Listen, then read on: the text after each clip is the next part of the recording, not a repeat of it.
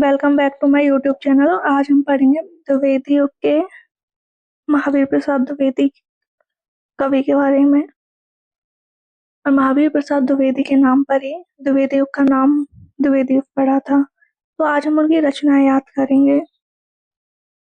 तो आपको महावीर नाम से किस किस के नाम याद आते हैं, उस तरीके से हमने ट्रिक बनाई है। तो सबसे पहले मुझे महावीर स्वामी का नाम याद आता है। महावीर स्वामी एक यूनिवर्सल नाम है, इसलिए मैं आपके लिए बता रही हूँ। वरना हो सकता है किसी के घर में किसी के भाई, पापा या किसी का अन्य घर का के किसी मेंबर का नाम हो तो वो ऐसे बोलेंगे। लेकिन एक तो महावीर स्वामी का नाम याद आता है, और एक है दंगल मूवी के जो पिताजी, जो बोलते हैं हमारी चोरी चोरों से कम नहीं है, उनका नाम भी महावीर था।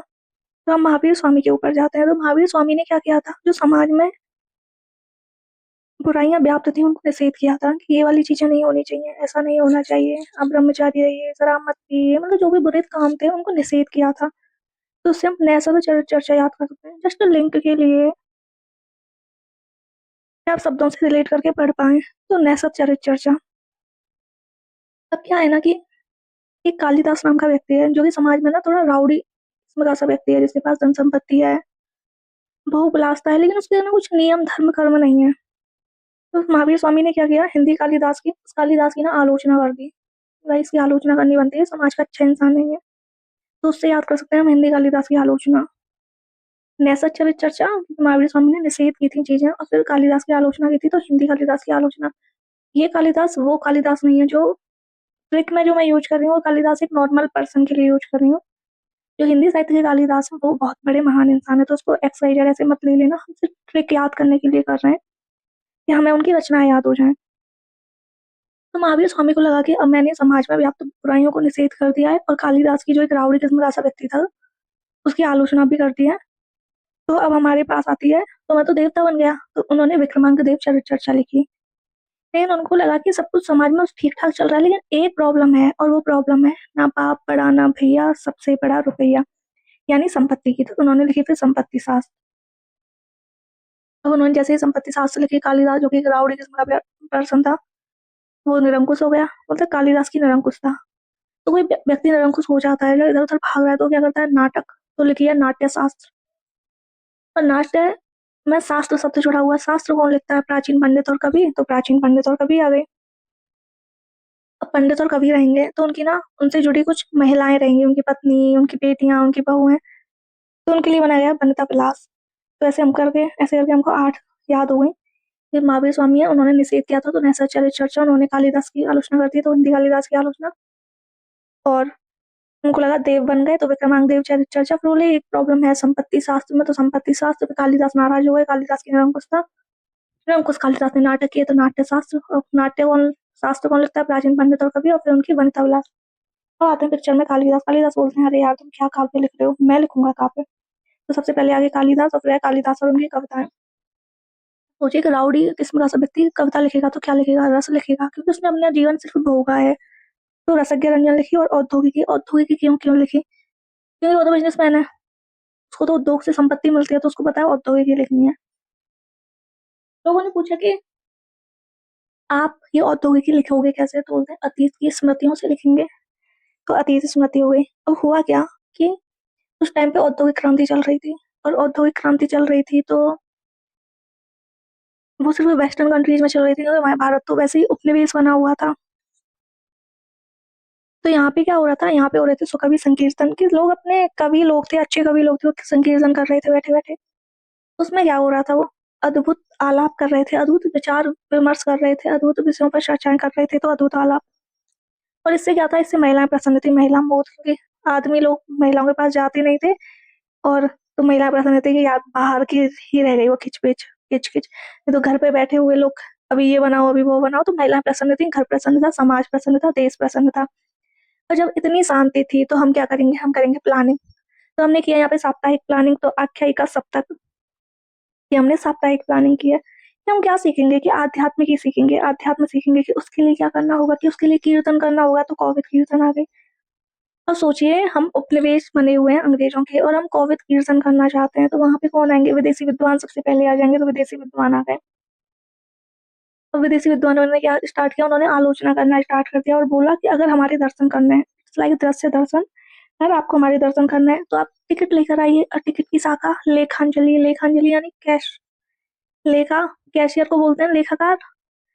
तो लेखांजलि हम गए कैशियर के पास, जस्ट इमेज करना है, इमेजिनेशन करना है जिससे हमें ये रचनाएं याद हो जाएं, इनका वास्तविकता से कोई संबंध नहीं है। तो सोचिए हम लेखा शाखा के पास गए टिकट लेने, तो उन्होंने कहा कि आप ना सिर्फ जो ये कोविड कीर्तन हो रहा है ना, इसका ही ऑप्शन नहीं है, आपके पास एक और ऑप्शन है। कि क्या ऑप्शन है? कि साहित्य संदर्भ का। तो आपको ये 6 रचनाएं ऐसे याद हो जाएंगी। कि साहित्य संदर्भ क्या है? कि साहित्य संदर्भ में ना विचित्र चित्रण हो रहा है। कि विचित्र चित्रण कैसे? कि पुरानी चीजों को याद किया जा रहा है, जैसे पुराव्रत, प्राचीन चिन्ह, पुरातत्व प्रसंग, तो साहित्य लाभ किया जा रहा है।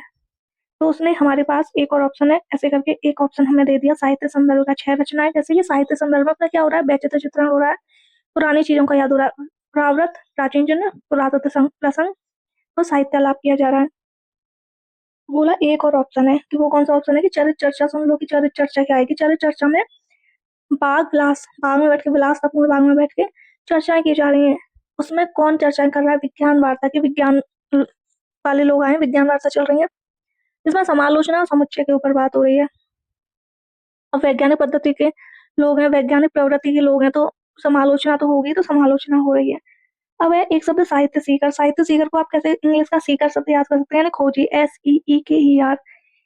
आप उससे साहित्य सीकर याद कर सकते हैं। तो साहित्य सीकर लोग भी हैं, वो क्या कर रहे हैं? कि वो ना चरित्र चर्चाएं कर रहे हैं, सॉरी विचार विमर्श कर रहे हैं। तो विचार विमर्श किस पे कर रहे हैं? वो ना संकलन कर रहे हैं चरित्र चित्रणों का, फिर उन्हें प्रबंधन के रूप में प्रसारित करेंगे, प्रबंधन पुष्पांजलि, और यही बन जाएगी, तो इन सभी काव्यों से बन जाएगी द्विवेदी काव्यमाला। तो आपको एक बार ये 39 रचनाएं याद हुई या नहीं? आप एक दो बार और सुन लेना इस प्रकार की ट्रिक से। अब हम याद करते हैं उनके अनुदित काव्य। अनुदित काव्य भर्तरी के वैराग्य शतक है। आपको पंचायत सीरीज का विनोद याद होगा, बड़ा ही नॉर्मल सा बंदा है, इमोशनल नहीं है, संभाव का सा है। तो वैराग्य शतक है, उसको विनय विनोद से याद कर लो कि बड़ा ही विनयशील बंदा है। पंचायती का तो विनय विनोद। भर्तरी की एक और है श्रृंगार शतक, और उससे बन जाती है स्नेह माला। देखिए जब कोई स्नेह में होता है ना लड़का या लड़की, तो 100 श्रृंगार करके चलता है। तो भर्तरी की श्रृंगार शतक से स्नेह माला। अब है जयदेव की गीत गोविंद, विहार वाटिका नाम से किया अनुदित। जो गोविंद आए ना बॉलीवुड के, उनके कोई भी गीत देख लेना, वाटिका यानी पार्क में विचरण करते हुए, किसी डिस्को में जाए जाए वाले से लेकर और भी आपको कुछ याद हो तो जयदेव के गीत गोविंद को बिहार वाटिका। अब है संस्कृत की महिम्न स्रोत है, श्री महिम्न स्रोत, कुछ प्रॉब्लम नहीं है। पंडित रत्नाकर, जगन्नाथ रत्नाकर की गंगा लहरी को इन्होंने गंगा लहरी में ही अनुदित किया है, और वो सवैया छंद में कर दिया। लेकिन हमारे फर्स्ट में सवैया छंद नहीं है, हमारे 6 छंद हैं, गीत का, हरि गीत का, रोला उल्लाला और दोहा और चौपाई। ये 6 छंद हमें पढ़ने हैं, हम पढ़ेंगे। कालिदास की ऋतुराज है, जिसको ऋतु तरंगिणी हो जाएगी। कालिदास की कुमार संभव, कुमार संभव साहब, ठीक है। अब बाइडन की ब्राइडल नाइट है, उसको क्या है? सुहागरात। तो ये तो सिंपल है। अब इन्होंने ना कुछ उस टाइम के जो विचार रखने, विचार वेत्ता थे, उनकी कुछ विचारों को भी अनुदित किया, जैसे जॉन बेकन की बेकन विचार रत्नावली। तो जॉन बेकन, हर्बर्ट स्पेंसर आपको एजुकेशनल मैनेजमेंट से याद होगा, क्योंकि उनका शिक्षा में बड़ा अद्भुत योगदान रहा है। वो जल चिकित्सा, लुई कुने, लुई कुने जल चिकित्सा, आप ऐसे याद कर लो, थोड़ा अजीब सा शब्द है, लुई कुने जल चिकित्सा। हर्बर्ट स्पेंसर का स्वाधीनता, सबको याद है ही है कि वो स्वाधीनता वाली। नारायण भट्ट की वेणी सरहार। तो नारायण जी आपको पुराने, अगर आपने कोई सीरियल देखे होंगे, धार्मिक सीरियल में नारायण जी आते हैं, जिनकी बड़ी थोड़ी कंधे तक की लटाएं सी होती है। हमने मान लो ऐसे कि उनपे बैनी, छोटी छोटी बैनी अपन सिर पे बनाते हैं ना, छोटी छोटी चोटी, जो बहुत सारे स्पोर्ट्स वाली गर्ल और वो बना के रखते हैं, उनको बैनी बोला जाता है। तो ऐसे करके थोड़ा इमेजिनेशन अपने बढ़ा के, तो बैनी संहार नारायण भट्ट की। अब हमने महावीर स्वामी से स्टार्ट की थी स्टोरी, तो हम महावीर स्वामी पे ही एंड करेंगे। तो महावीर स्वामी की एक ना छोटी सी स्टोरी चलती है महावीर स्वामी की। ये ना महावीर स्वामी के सामने एक बहुत ही विधवा महिला आके बोलती है, बहुत ही दुख में होती है कि सब, मैं बहुत दुखी हूँ कि क्यों मेरे ना बेटे की मौत हो चुकी है, और मैं ना इस दुख से छुटकारा पाना चाहती हूँ, लेकिन मिल नहीं रहा है, क्या करें? महावीर स्वामी बोलते हैं कि आप इस नगरी में कहीं जाइए और ऐसे घर से एक मुट्ठी अनाज लेके आइए जिस घर में आज तक किसी की मृत्यु ना हुई हो। अब वो औरत जाती है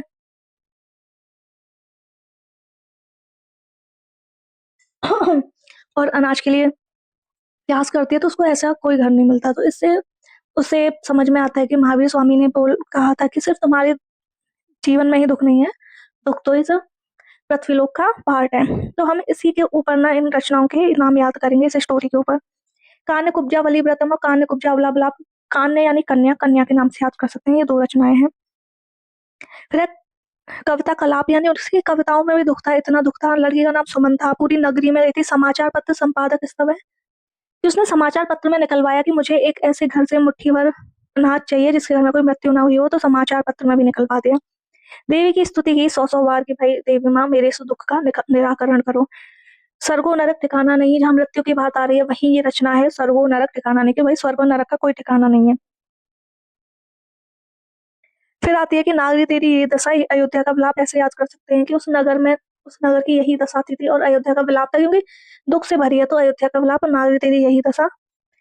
और जो लड़की थी वो कुमुद सुंदरी थी दुखी थी पर सुंदरी थी, उसका नाम था सुमन। 23 साल की थी, आप ऐसे याद कर सकते हैं क्योंकि 1923 में सुमन काव्य की वो प्रकाशित हुई है। और विधवा विलाप थी क्योंकि देखो वो विलाप करती आ रही थी, बाला विधवा विलाप, विधवा विलाप और बाला विधवा विलाप। और क्यों आ रही थी महावीर स्वामी के पास? मुझे न्याय चाहिए, जमहूरी न्याय, की मुझे इस दुख का समाधान चाहिए, मुझे न्याय चाहिए। तो हमारी ये कुछ रचनाएं हो गई हैं, और हमारी जो रचनाएं बची हैं कुछ कुछ, उनको हम याद करते हैं दूसरे मेथड से। उसमें ये है कि किसी कवि का कर्तव्य क्या होना चाहिए उन्होंने कवि कर्तव्य लिखी है, तो कवि का कर्तव्य है कि वो बोले हे कविते, काव्य मंजूषा लिखे, काव्य माला लिखे और कर्तव्य काव्य लिखे। ये एक कवि के कर्तव्य होते हैं। काव्य मंजूषा की हे कविते बोले, काव्य मंजूषा लिखे, कर्तव्य काव्य करे, काव्य माला लिखे, तो ऐसे याद कर सकते हैं। अब है कि रविन्द्रनाथ टैगोर ने ना, RNT लिखा हुआ, मतलब रविन्द्रनाथ टैगोर ने एक काव्य उपेक्षिता नाम करके काव्य लिखा था। उसके ऊपर महावीर प्रसाद द्विवेदी ने सरस्वती पत्रिका में उर्मिला विषयक उदासीनता, कवियों की उर्मिला विषयक उदासीनता एक लेख लिखा, और इससे ही साकेत नामक काव्य लिखा गया मैथिली शरण गुप्त द्वारा। लेकिन उसकी चर्चा हम बाद में करेंगे, अभी हम उन रचनाओं को याद कर लेते हैं। तो ये याद हो गई। अब है महारानी लक्ष्मीबाई लिखी थी एक। अब देखिए, अब तक जो हम बात करते हैं उसमें हम एक दुखों की बात करते हैं कि एक समाज में दुख था, दुख के निराकरण के लिए उन्होंने निषेधात्मक किया, कालिदास की आलोचना की, ये किया वो किया, मतलब दुख वाली बात। तो इसमें दुख किस समाज का है? भारत का। तो भारत दुर्भिक्ष है, भारत भूखा है, भारत में दुख है, तो भारत दुर्भिक्ष है। एक बलिवर्ध है, एक सूत्र पंचाशिका और टेसु की टांग, आपको ये 3 याद करनी है। तो 3 में से 2 तो आप ऐसे याद कर सकते हो कि देवी स्तुति शतक, देवी की 100 बार स्तुति की थी उसने। कैसे की थी? सूत्र पंचाशिका की कुछ 50 सूत्र याद करके उसने देवी की आराधना की थी।